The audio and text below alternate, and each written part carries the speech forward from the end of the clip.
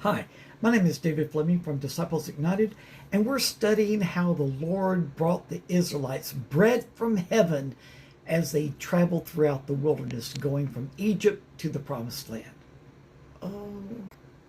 Hi, my name is David Fleming from Disciples Ignited, and we're studying about how the Lord provided the Israelites bread from heaven as they traveled from Egypt to the Promised Land.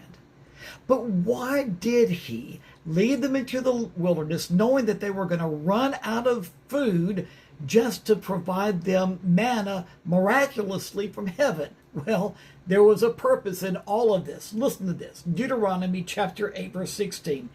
He gave you manna to eat in the wilderness, something your ancestors had never known, to humble and test you. That's right.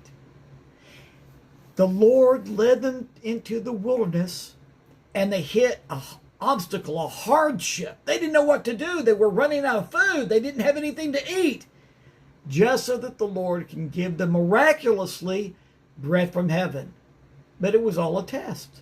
How were they going to handle this situation? Were they going to grumble and complain, which they did, or were they going to trust the Lord?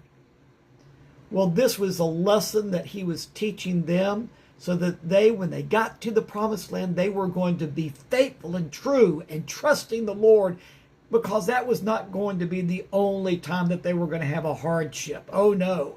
As they walked with the Lord, they were going to encounter many different hardships. But in each one, the Lord wanted them to trust him. But what about us? As we walk with Jesus, are we learning to trust him? Every obstacle that we encounter is not the devil just making life difficult for us. Sometimes it's the Lord bringing us to a place of need to test us, to teach us to trust him. And he is trustworthy. He is faithful.